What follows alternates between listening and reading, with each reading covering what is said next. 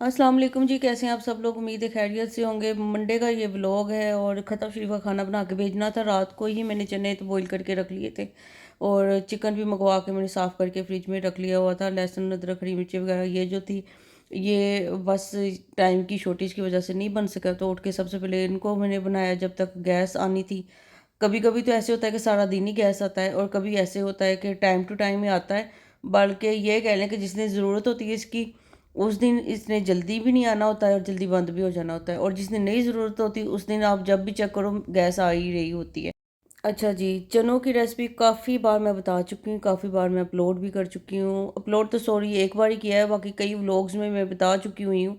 और ये मतलब कि ये समझ लें कि मेरी ऑथेंटिक जो रेसिपी है वही है। लाहौरी चने इसको कह लें, खोए वाले चने कह लें, या जो बाज़ारी चने वो कह लें, ये सेम टू सेम बाज़ार वाला इसका जायका बनता है। सारी चीज़ें जो थी ना वो मैंने डाल के रख दी, लहसुन अदरक हरी मिर्चें और खड़े मसाले जितने भी गर्म मसाले थे वो वाले।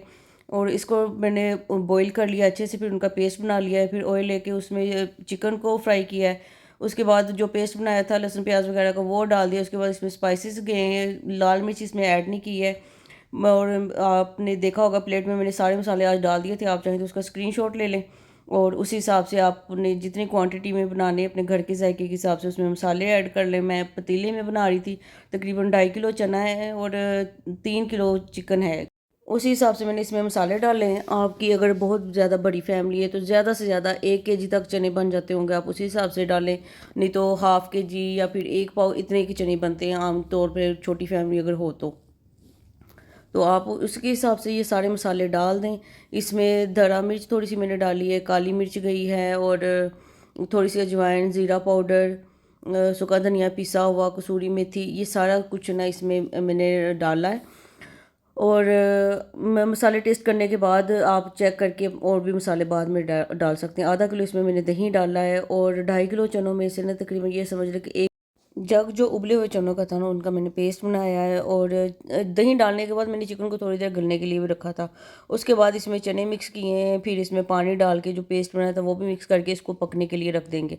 50% तक चिकन जो था ना वो गल गया हुआ था, बाकी का जो 50% है ना वो चनों के साथ जब हमने इनको पकने के लिए रखना है ना तब ये गलेगा। अगर पहले ही हम लोग इसको अच्छी तरह गला गला लेते तो जब हमने इसको मिक्स करना है तो सारी बोटियाँ जो थी ना वो टूट जानी थी।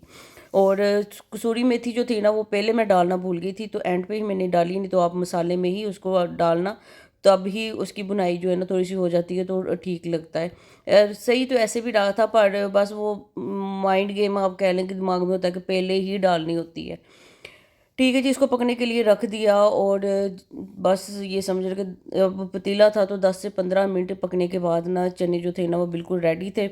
अब ये कि इनकी जो तरी थी ना वो अब इस तरह से मैं निकालती नहीं हूँ कि बुनाई करके मैं निकाल दूँ, तो इसलिए बस उतना ही ऑयल डालती हूँ। मतलब ½ लीटर जो ऑयल था ना वो मैंने इसमें डाल दिया था बुनाई के वक्त ही। और बाकी का ½ लीटर जो है ना वो मैंने एंड पे इसको तड़के की तरह तरी के तौर पे ऊपर लगाना है। उसमें बस थोड़ी सी हल्दी डालनी है और थोड़ी सी लाल मिर्च डाल के, तो जो तरी है ना वो हमने इसके ऊपर डाल देनी है। और ये बिल्कुल बाज़ारी जो चने होते हैं ना वैसे बन के रेडी होंगे, और कोई भी पहचान नहीं पाएगा कि ये आपने घर में रेडी किए हैं या फिर बाज़ार से आए। आप चाहें तो चिकन को अवॉइड करके सिर्फ चने भी बना सकते हैं, पर ये है कि मैंने ख़त्म शरीफ के लिए मैं बनाना होता है, तो मुझे यही होता है कि अच्छे से अच्छी जो चीज़ है ना वो बन सके। और मोस्टली भी मैं तकरीबन हर चीज़ में चिकन जो है ना वो ऐड कर देती हूँ, कोई सब्जियां हो दाल हो, सिर्फ इसलिए ताकि अच्छे से ना खा सके। क्योंकि कई सब्जियां और दालें इस तरह की होती हैं अगर ऑफर्स में भेजे ना तो हमारे भाई लोग जो होते हैं या फिर लड़के जो मेल्स कह लें उनको पसंद नहीं होती, तो चिकन के साथ थोड़ा सा उनका जो टेस्ट है ना वो चेंज हो जाता है, तो फिर आराम से खा लेते हैं। मतलब ये नहीं होता कि अब ये सब्ज़ी आई है तो हमें बाज़ार से मंगवा के दें या बाज़ार का खाना है हमने ये नहीं खाना। सिर्फ इसी पर्पज़ के हिसाब से ना मैं इसमें ऐड कर देती हूँ चिकन हर चीज़ में। अच्छा जी, मिसबा भी जो मेरी जिम में आती हैं भाई उन्होंने ना मेरे लिए मिस्सी रोटी बना के भेजी थी, बेसन की रोटी, साथ में सॉसेस भी बना के भेजी थी। बहुत मज़े की ये बनी हुई थी। उन्होंने ये अलग ही तरीके से बनाई थी, मतलब बीच में ही इन्होंने बेसन वगैरह का जो आटा था ना वो गूंद लिया हुआ था और तंदूर से लगवा के तो मुझे भेजी थी। अब मैं एक अकेली बंदी हूँ, अकेली ये चीज़ें खाने वाली हूँ। बंदा साहब जो मेरे हैं ना वो दिन टाइम तो होते नहीं और रात के टाइम इस तरह की चीज़ें खाई नहीं जाती।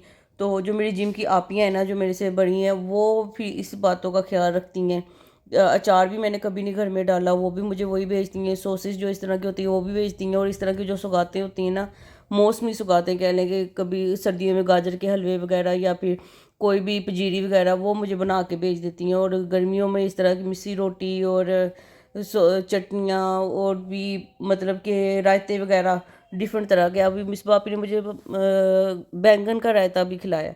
पहले मैं बहुत ज़्यादा ना थोड़ी सी हेजिटेट हो रही थी कि बैंगन का जो रायता वो किस तरीके का होगा। तो कद्दू का भी पहले मैं नहीं खाती थी, वो अब मैं खाने लग गई हूँ। पर जब मैंने खाया है ना, तो मुझे पता ही नहीं चला कि ये बैंगन का रहता है। बहुत ही मज़े का था, थोड़ा सा स्मोकी उसमें से टच आ रहा था, जैसे बारबेक्यू टाइप का होता है ना।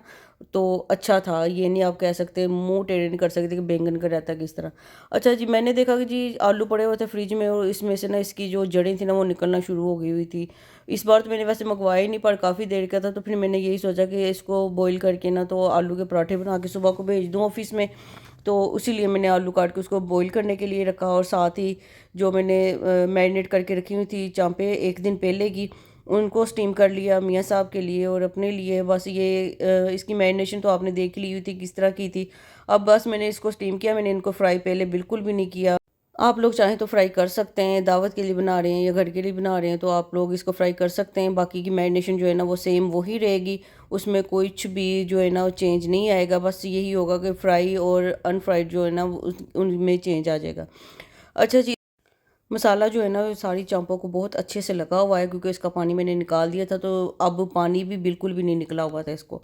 अब इसको इधर सेट करके ना इसके ऊपर थोड़ी सी जो है ना तिल, उसको स्प्रिंकल कर लेना है। और इसके ऊपर जो है ना बटर पेपर जो है वो रख देना है, ताकि मसाला जो है ना इसके ऊपर फिक्स रहे, वो इधर उधर ना जाए स्टीम के साथ ही। तो इसके बाद मैंने तकरीबन इसको 20 मिनट स्टीम किया है। जब इसका चलने लग गया था ना, वो वेट चलने लग गया था, उसके बाद मैंने इसका 20 मिनट जो है ना वो काउंट किया है। तो और बिल्कुल ये बहुत अच्छी तरह से गली हुई थी।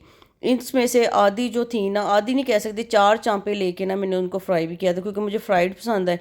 और ब्रेड क्रम्स और अंडा लगा के बाद में, मतलब पहले उसको सारा कुछ करके लहसुन अदरक डाल के और मसाले डाल के उसको बॉईल कर लेती होती थी, और बाद में फिर उसको ब्रेड क्रम्स और अंडा लगा के ना मैं फ्राई कर लेती थी। मुझे वो वाली जो चांपे ना वो बहुत पसंद है। सो अब यही मेरे पास पड़ी हुई थी, तो मैंने सोचा चलें जी इसको भी ट्राई करके देखते हैं ऐसे ही, मतलब पकाने में और स्टीम करने में क्या फ़र्क इतना रह जाता है। सो मैंने 4 चांपे ली, इसके ऊपर अंडा डाला और ब्रेड क्रम्स लगा के ना मैंने उसको फ्राई कर लिया। और बहुत कमाल की, मेरे ख्याल से तो ये वाला जो तरीका ना ये ज़्यादा हिट है, कि स्टीम आप कर लें, जिन्होंने स्टीम खानी है वो स्टीम खा ली, और जिन्होंने फ्राई खानी है वो ब्रेड क्रम्स और अंडा लगा के ना उसको फ्राई करके खा लें, तो बस नेक्स्ट लेवल का मज़ा जो है ना वो आ जाता है।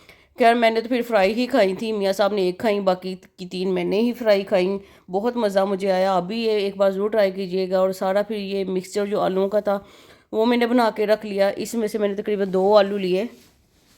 और मैं जब अभी मेरी शादी नहीं हुई थी ना, तो मैं आलू वाली पूड़ी बनाती होती थी। बहुत अरसा हो गया, मतलब 6 साल तो मेरी शादी को ही हो गए हैं। और उससे पहले भी आप समझ लें कि 2015 या फिर 16 की बात है, जब मैंने ना ये देखा था कहीं पे रेसिपी इसकी आलू वाली पूड़ी की, तो तब मैंने ये बनाई थी। 2015 में मेरी सिस्टर की शादी हुई थी, और उसके बाद मैंने ना ये ट्राई किया था।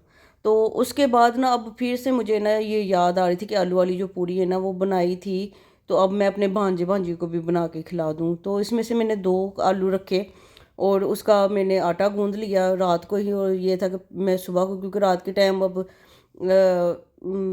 खाना ठीक नहीं था, किसी को हजम होता है किसी को नहीं, कुछ मौसम भी इस तरह का था। तो बस यही सोचा कि बाकी का जो है ना मैं सुबह को ही ये पूड़ियाँ बनाऊँगी, आलू की पूड़ियाँ। और बाकी मैंने इसका जो बैटर था ना वो मैंने बना के रख लिया।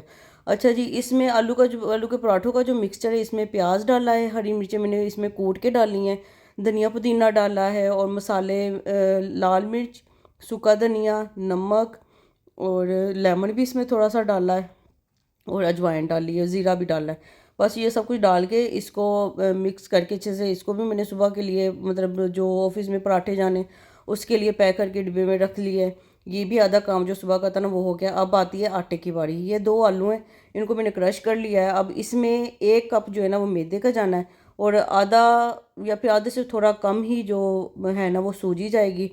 और इसमें थोड़ी सी दरा मिर्च जाएगी, नमक जाएगा, और थोड़ा सा धनिया जाएगा। बस इसको आपने गूंद लेना, पहले ऐसे ही अच्छे से हाथों के साथ इसको मिक्स कर लें। फिर जितना पानी की ज़रूरत पड़े ना तो ग्रेजुअली आपने इसमें पानी डालना है और इसका भी डो बना के आपने रख लेना। आप चाहें तो पहले भी बना के रख सकते हैं, आप चाहें तो उसी वक्त बना के तो 10 मिनट बाद इसको आप पूरियाँ बनाना शुरू कर दें। इसका जो डो है ना वो बस आपने थोड़ा सा सख्त रखना है, हार्ड किस्म का रखना है। अगर तो आप नरम रखेंगे ना तो आपकी जो पूरी है ना वो सही से बन ही नहीं पाएंगी और फूलेगी भी नहीं। सो अच्छे से इसका सख्त सा डो आपने गूंद के इसको रख दें।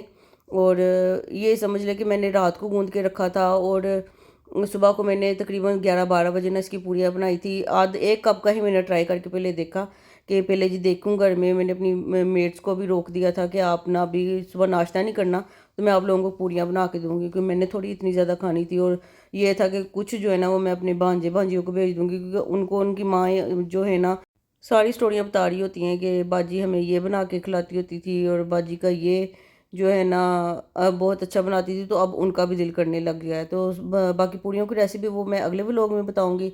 और ये आज का व्लॉग था। ख्याल रखिएगा अपना, दुआ में याद रखिएगा। अल्लाह हाफिज़।